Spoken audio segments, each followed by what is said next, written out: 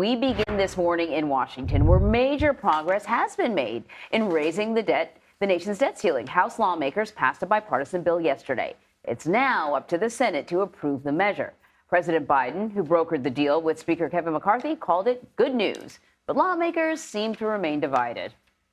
Is this a compromise or a victory? It's a victory. Gotta keep moving. Keep moving. The largest cut that Congress has ever voted for. It's work requirements on welfare, helping people get jobs. The deal, as I understand it, would make it harder for poor people to eat food and easier for rich people to cheat on their taxes.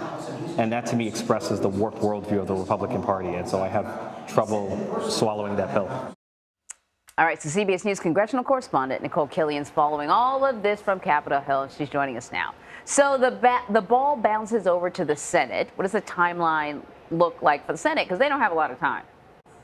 Yeah, that's right. I mean, keep in mind that this default deadline is June 5th, which is next Monday, which, according to the Treasury Department, could be that X date when the U.S. runs out of money to pay its bills. So basically, the Senate has to get this done this week. That is certainly what Majority Leader Chuck Schumer is pushing for. He has already put this on the Senate calendar so they can try to fast track the bill, and he says he wants to get it to the president as soon as possible. Leader McConnell also in agreement, saying he wants this done either today or tomorrow so that they can meet that deadline on Monday. That being said, this is going to come down to whether or not they can strike what's called a time agreement to prevent some senators from potentially filibustering. There are some senators who are calling for different amendments, and so that could kind of belabor the process. So they kind of have to work out a deal around that to keep things moving quickly. Yeah, time is not on their side on this. What are Senate Democrats saying about this deal?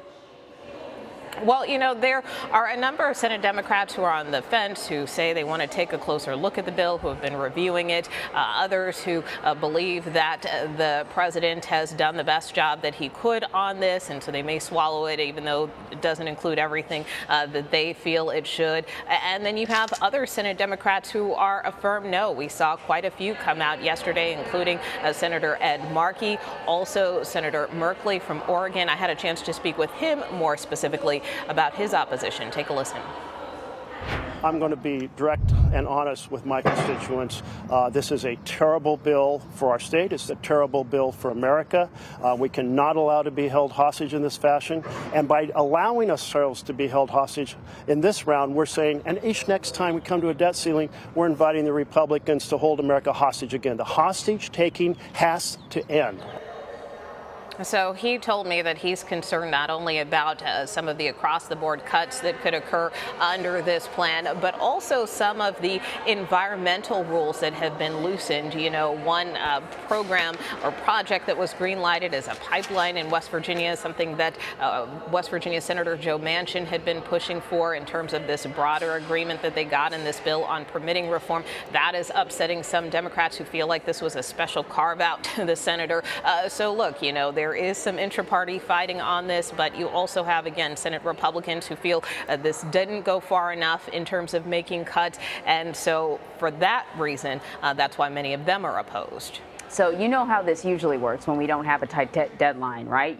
The House passes something, then it goes over to the Senate. They argue, maybe they want to change. It goes back to the House. They argue. We don't have that time. But it sounds like there are, some lawmakers who want to see amendments. Are there a number of amendments being sought by Senate Republicans? Well, there are. Senator Mike Lee, in particular, is one who's pushing for an amendment. He has even threatened potentially to use procedural measures to slow this down. And he actually was over by the House chamber last night as this vote took place. He is one of those who does believe that the spending cuts don't go far enough, and that, the president and the speaker should have held more closely to that GOP bill that passed the House a couple of weeks ago. You also have Senator Rand Paul, who is proposing an alternative to this debt deal. He believes that it should, encompass a balanced budget and that there should be more spending caps. So there are a number of ideas that some Republicans have put out there. Again, whether or not they get a vote on those amendments is kind of what they're arguing for, but it remains to be seen if they'll get what they're requesting.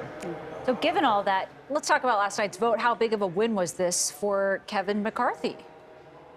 Well, he certainly feels that it was a significant win. You know, I did talk to him briefly last night ahead of his press conference and asked him, you know, what he felt was the biggest takeaway from this process. And, you know, his argument is that, you know, a lot of people argue that this would not happen, that this wouldn't be easy, that it couldn't get done. And so he feels like he has proven the naysayers wrong in the sense that, you know, he was able to get the president to the negotiating table. He was able to move the White House more on this issue of spending cuts and caps rather than just doing a clean debt limit increase, which is what Democrats in the White House were seeking. So for that part, he does feel like he has a major victory under his belt. At the same time, he did lose a number of members within his conference. Keep in mind, more Democrats actually supported this bill last night than Republicans. There were a lot of GOP defections, but the Speaker insists that, you know, this had to be a bipartisan deal, and he's not concerned that this could